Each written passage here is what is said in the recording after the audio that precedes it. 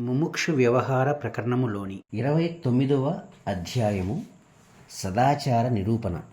ముముక్షువు అయినవాడు మొట్టమొదట సాధువులతో స్నేహం చేసి వారి ఉపదేశములను, ఆ ఉపదేశముల ఉద్దేశమును, అంతర్లీన సారమును సుతీక్ష్ణమైన బుద్ధితో గ్రహించాలి. వారు బోధించే మార్గంలో ప్రయత్నం చేయాలి.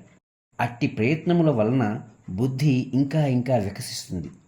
అప్పుడు క్రమంగా అతడు మహాపురుషత్వమును పొందగలడు.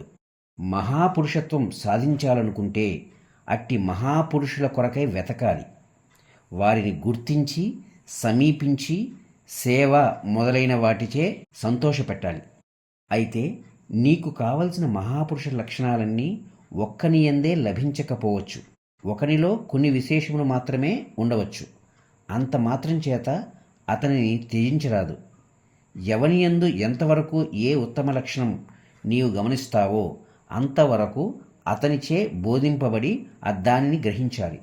క్రమంగా నీ బుద్ధిని సునిశ్చితం చేసుకోవాలి.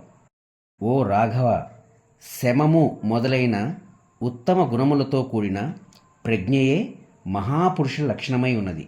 నీవు కూడా శమము, శాంతమును ఆశ్రయించు. అయితే సమ్యక్ జ్ఞానం లేకపోతే శమాదులు సిద్ధించవు. బాహ్య అంతరంగ ఇంద్రియములను సరి అయిన మార్గంలో నియమించి సత్ప్రవర్తన, సత్సంగమము ఆశ్రయించినప్పుడే ఉత్తమ జ్ఞానం పొందటానికి ఈ జీవుడు తగినవాడవుచున్నాడు. జ్ఞాన ప్రభావం వృద్ధి చెందుచుండగా అట్టి సర్వసమత్వ దర్శనము ఉత్తమ సుఖమును ప్రసాదిస్తోంది. జీవుడిని సంసార బంధము నుండి విముక్తినిగా తీర్చిదిద్దుతోంది. ఆహారం వలన భూతజాలం, ఆ భూతజాలం చేయు పరిశ్రమ వలన ఆహారం వృద్ధి చెందుతూ ఉంటాయి కదా.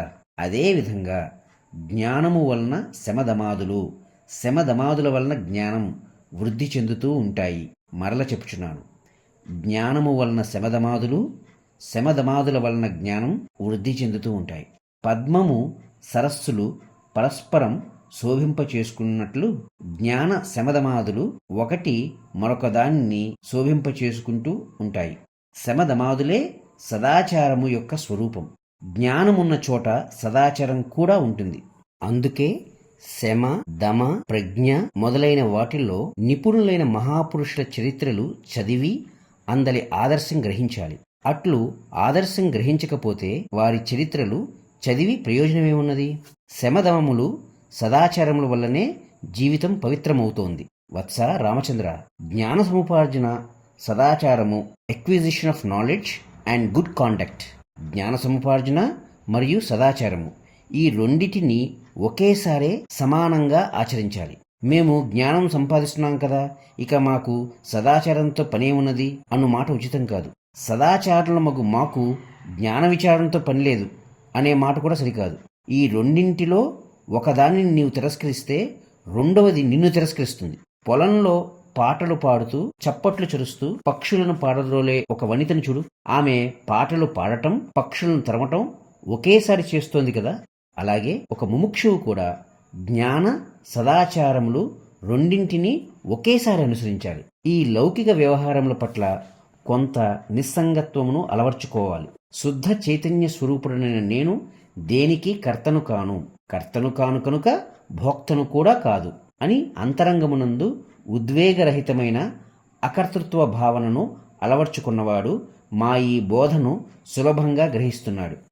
భ్రమ, ప్రమాదము మొదలైన విఘ్నములను వినాశమునర్చి ప్రయత్న పరాక్రమములతో పరమపదమును అధిరోహించాలి. ఇక్కడ ప్రమాదము అనగా సంస్కృతంలో బద్ధకము, అంతేకాని యాక్సిడెంట్ కాదు. భ్రమలు చెందటము, బద్ధకము కలిగి ఉండటము మొదలైన విఘ్నములను వినాశమునర్చి ప్రయత్న పరాక్రమములతో పరమపదమును అధిరోహించాలి. అదియే ఈ జన్మల కర్మల ఉత్తమ ప్రయోజనమై ఉన్నదని జనులు గ్రహించెదరుగాక. ఓ సభికులారా, సదాచారము అత్యంత ప్రాముఖ్యమైనదని మాత్రం కొంచెము కూడా మరువవద్దు. ఇక మనం జ్ఞాన విషయ చర్చలోకి ప్రవేశించబోతున్నాం. ఈ చెప్పబడబో మోక్షశాస్త్రం అందరి మనస్సులకు శాంతిని ప్రసాదించుగాక. మానవ జీవితములకు, ఆయుష్యులకు అర్ధ పరమార్థములు ప్రసాదించుగాక. ఆప్తులగు జ్ఞానులచే ఇది అనేకులకు బోధింపబడుగాక. శ్రద్ధ ఆసక్తులు గల అనేక ముముక్షువుల హృదయాలను అలరించునుగాక. అనేకులు ముందు ముందు దీనిపై వ్యాఖ్యలు వ్రాయపొండిదరుగాక. మురికి నీటిలో చిల్లి గింజలు వేసినప్పుడు అందలి నిర్మలమైన నీరు పైకి లేచి ఆ నీటిలోని దోషమంతా క్రిందకు జారిపోతుంది కదా. ఈ మన విచారణ వినుచున్న వారి చిత్తములను శుద్ధి చేసి వారికి పరమపదాన్ని ప్రసాదించుగాక. నాయనలారా, మీ సాధనలు మాత్రం విడిచిపెట్టకండి. ఎందుకో తెలుసా? సాధన వలన మనస్సు పరిశుద్ధమొందుచుండగా ఈ విచారణ అంతఃకరణం నందు ప్రవేశించినప్పుడు తత్వజ్ఞానం జనిస్తుంది. సాధనలను వివేక సహితమైన జ్ఞానార్తిని కలిగి ఉండండి. ఉత్సాహవంతులై సర్వదా ఉత్తమ ప్రయత్నమును నిర్వర్తించండి. జడమైన అభిప్రాయములందు, సంగమములందు, రాగద్వేషములందు ఇరుకు కొనిపోయి మీ మనస్సులను ఉద్ధరించి ఆత్మజ్ఞానము అను మంచునీటి సరస్సు వద్దకు చేర్చండి. బద్ధకము, అశ్రద్ధ ఆశ్రయించారా మిమ్ములను ఆ హరిహరాదులు కూడా కాపాడలేరు. ఇక నేను చేయగలిగింది ఏముంటుంది? శ్రద్ధాసక్తులతో ఈ శాస్త్రము వినండి. అప్పుడు మీరు కోరకపోయినా మీ బుద్ధి పరమపదమును ప్రవేశిస్తుంది. అజ్ఞానం నశించగా ఇక అట్టి పరమపదము మీ అంతఃకరణమును మరెప్పటికీ వీడజాలదు. స్వస్తి. ముముక్షు వ్యవహార ప్రకరణం సమాప్తము. బ్రహ్మార్పణమస్తు. లోక కళ్యాణమస్తు. ఓం తత్ సత్.